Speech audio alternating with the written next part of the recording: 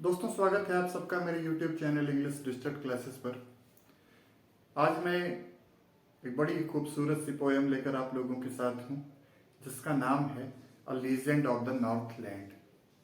पहले आप जान लीजिए कि नॉर्थलैंड एक्सट्रीम नॉर्थ में स्थित है, जिस पर रहने वाली एक लेडी, ओल्ड लेडी है, जो सेंट पीटर, जिनको great saint Peter, good saint Peter कहा गया है, उनसे उनके बीच की कन्वर्सेशन है और किस तरीके से पुराने समय में जो संत महात्मा होते थे उनको क्रोध आता था छोटी छोटी चीज़ों पर, और उनका क्रोध इस कदर बढ़ जाता है कि उस नॉर्थलैंड में रहने वाली ओल्ड लेडी को, जो स्वार्थी थी, सेल्फिश थी, उसको इस तरह का श्राप दिया कि वो एक बर्ड के रूप में कन्वर्ट हो जाती है।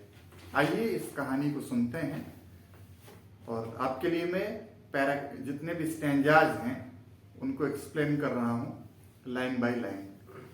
Away away in the northland where the hours of the day are few and the nights are so long in winter that they can not sleep them through. दूर, कहीं बहुत दूर, नॉर्थलैंड एक जगह है जहां पर दिन के घंटे बहुत कम होते थे, रातें बहुत बड़ी होती थी, क्योंकि ठंड बहुत ज्यादा होती थी वहां पर। That they can not sleep them through, और पूरे रात भर, जिसके घंटे बहुत ज्यादा होते थे, कोई नहीं सो सकता था। Where they harness the swift reindeer to the sledges when it snows and the children look like bears cubs in their funny furry clothes. जब उस नॉर्थलैंड में बर्फ गिरती थी तो वहां पर जो बर्फीले क्षेत्रों में रहने वाले एनिमल हैं, जिनको रेंडियर कहा गया है, वो स्विफ्ट रेंडियर जिसको कहते हैं, वो बर्फ के ऊपर बहुत तेजी के साथ चलते हैं। इस तरीके की स्किन होती है उनकी कि उनको ठंड का आभास भी नहीं होता है। वहां पर वो बर्फ की गाड़ी में उन जानवरों को बांधते हैं और उनसे अपना सामान इधर उधर ले जाने का काम करते हैं। वहां पर रहने वाले बच्चे जिस तरीके के वूलन क्लॉथ्स पहनते थे, वियर्स कप के छोटे छोटे बच्चे जो होते थे, वो किस तरीके से डेकोरेट होते थे, फर के कपड़े उनके होते थे, और पहनने के बाद वो बच्चे वेयर स्क्रब की तरह महसूस होते थे, जैसे छोटे छोटे लैम्प के बच्चे हुए, वेयर के भालू के बच्चे हुए, उनकी तरीके से महसूस होते थे, दिखाई पड़ते थे। They tell them a curious story. They tell, it means the habitat of the Northland. Northland में रहने वाले लोग वहां पर एक कहानी बताते थे, प्रचलित कहानी है वहां पर। I don't believe it is true. Poet कहता है कि वो कहानी इस तरह की है कि मुझे उस पर भरोसा नहीं होता, लेकिन फिर भी वो जो लीजेंड है ना, पीढ़ी दर पीढ़ी, जनरेशन के बाद दूसरी जनरेशन में ट्रांसफर होते हुए कहानी आई है ना, वो मैं आपको भी बताता हूं। और कितनी इंटरेस्टिंग स्टोरी है ये सुनिए आप। And yet you may learn a lesson if I tell the tale to you. कहानी जब मैं आपको बताऊंगा तो इससे आपको शिक्षा मिलेगी कि इस तरीके का व्यवहार आपको किसी के साथ नहीं करना चाहिए। आइए स्टार्ट करते हैं story. Once when the good saint Peter lived in the world below and walked about it preaching just as he did, you know. एक सेंट पीटर हैं जिनको ग्रेट कहा गया है, बहुत ही महान संत थे वो। और एक बार वो अपना उपदेश देते हुए, प्रीच मीन्स उपदेश देना, वो ज्ञान दे रहे थे, उपदेश दे रहे थे, और ब्रह्मांड का पूरे चक्कर लगा रहे थे और धरती पर आए थे।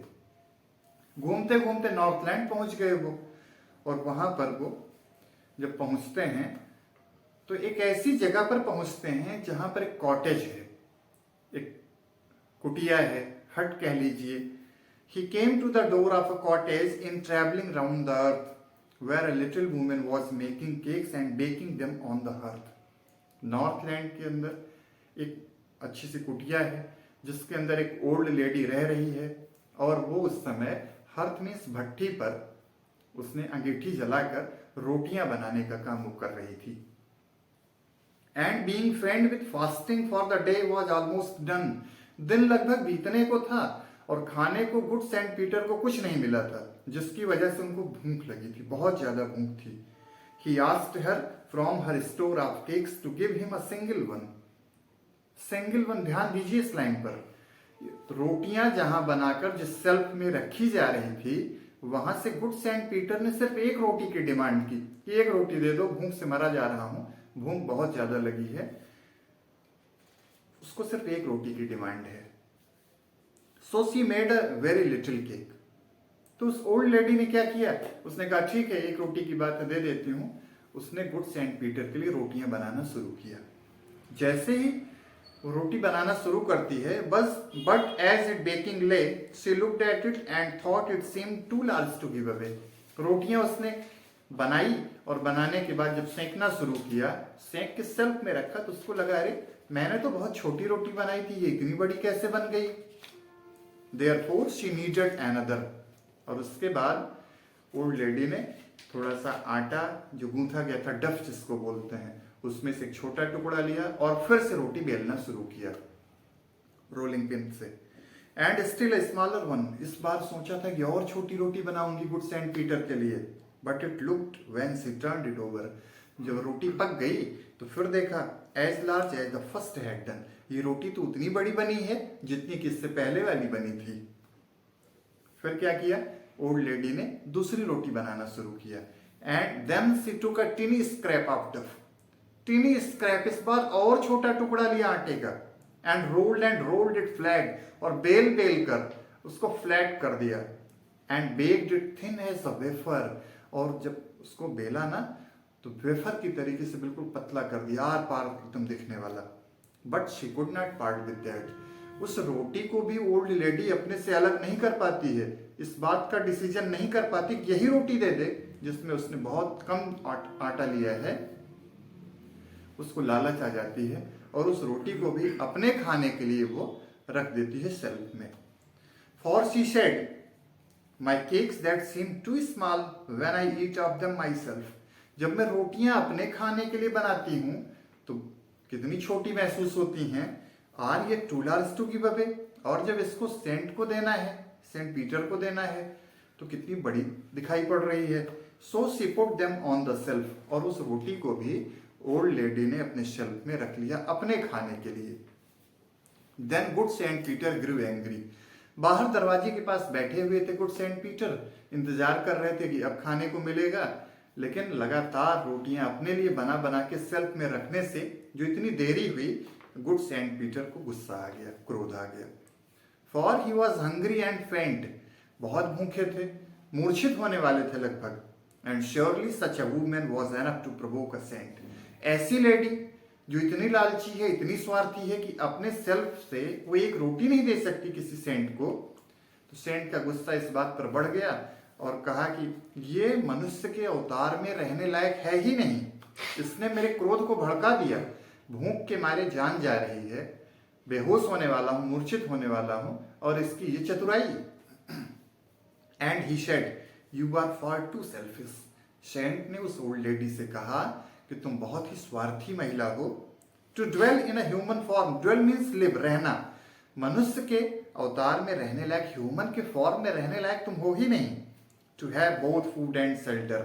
तुम्हें रहने को घर मिला है, कॉटेज है, तुम्हें खाने को रोटी मिल रही है। And fire to keep you warm.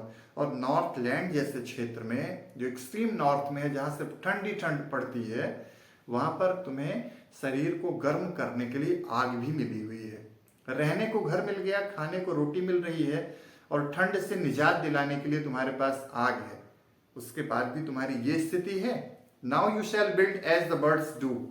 अब क्रोध इतना बढ़ गया कि श्राप दे दिया। और श्राप वो भी किस तरह का, मनुष्य के रूप में रहने का तुम्हें अधिकार रह ही नहीं गया है। You shall build as the birds do. अब तुम्हें उस तरीके से करना पड़ेगा जैसे बर्ड्स करती हैं। And shall get your scanty food by boring and boring and boring all day in the hard dry would. जिस तरीके से जंगल में पेड़ों के ऊपर बैठने वाली बर्ड जो दिन भर बोरिंग काम करती है, अपनी बीक से, अपनी चोंच से थोड़ा सा खाना, थोड़े से पेट भरने के लिए उसको जिस खाने की जरूरत है, और दिन भर उन लकड़ियों में छेद करती रहती है जहां से वो इंसेक्ट वॉर्म्स को पकड़ती है और अपना पेट भरती है। तुम्हें इस तरह का काम करना पड़ेगा। और जो पेड़ है जहां से तुम्हें अपना खाना मिलेगा, वो ड्राई सूखे हुए होंगे, तुम्हें हार्ड वर्क करना पड़ेगा। Then up she went through the chimney, never speaking a word, and out of the top flew a woodpecker, for she was changed to a bird. इधर सेंट पीटर का क्रोध इतना बढ़ा कि श्राप दे दिया, और देखते ही देखते वो लेडी जो आग के पास में भट्ठी में रोटियां पका रही थी, वो एकाएक हवा में उड़ती है, और उड़ने के साथ वो एक शब्द भी नहीं बोल पाती है। वो चाह रही थी कि वो सेंट पीटर से माफी मांग ले, पार्डन करेगी, क्षमा कर दें उसको उसकी गलती के लिए, लेकिन जब तक वो कुछ बोल पाती उससे पहले चिमनी के पास से वो हवा में ऊपर उड़ती है, वुडपेकर के रूप में चेंज हो जाती है। वुडपेकर एक तरह की बर्ड है। स्कूल जाने वाले बच्चे जंगलों में पेड़ों के ऊपर उनको देख सकते हैं, जो ड्राई वुड जो होते हैं, सूखे पेड़, उनमें अपनी चोंच से छेद करते रहते हैं जिससे कि खाने को उनको कुछ मिल सके। जब ऊपर को उठती है वो लेडी हवा में, she had a scarlet cap on her head and that was left the same, but all the rest of her clothes were burned black as a coal in the flame. सिर के पास में Scarlett, थोड़ा सा जो सिंदूर उसने लगा रखा था वर्मिलियन, वो हिस्सा तो उसका रेड रह गया, और बाकी हिस्सा जो उसने कपड़े पहन रखे थे आग की लपटों के हवाले हो गए और जलकर काले हो गए, तो पूरी बॉडी उसकी ब्लैक हो गई, और ऊपर का हिस्सा सिर के पास का वो जो टोपी जैसा होता है वो रेड हो गया। But all the rest of her clothes were burned black as a coal in the flame. आग की लपटों ने पूरे कपड़े को जलाकर काला कर दिया, और वर्मिलियन लगाए हुए हिस्से को वो रेड के रूप में रह गया। और इस तरीके से एक ओल्ड लेडी जो नॉर्थ लैंड में रहती थी, अच्छा खाने को मिलता था, रहने के लिए कॉटेज था, वो बर्ड के रूप में कन्वर्ट हो जाती है। And every country school boy has seen her in the wood where she lives in the trees till this very day, boring and boring for food. तब से लेकर अब तक आप भी देख सकते हैं, महसूस कर सकते हैं, सूखे पेड़ों के ऊपर बैठी हुई वो बर्ड वुडपेकर अब भी अपने खाने के लिए बड़ी कठिन मेहनत करती है। बोरिंग वर्क है जिसमें उसका मन नहीं लगता है, लेकिन उसको करना है क्योंकि पेट भरना है। और इस तरीके से एवरी स्कूल बॉय, गांव के रास्ते से होकर गुजरने वाले हर वो बच्चे जो स्कूल जाते हैं, स्कारलेट कैप लगाए हुए वुडपेकर बर्ड को अब भी देख सकते हैं। इसलिए कहा जाता है कि आप स्वार्थी मत बनिए, सेल्फिश मत बनिए, बल्कि दूसरों की मदद करने के लिए आगे आइए। आज की पोएम में बस इतना ही। Thank you.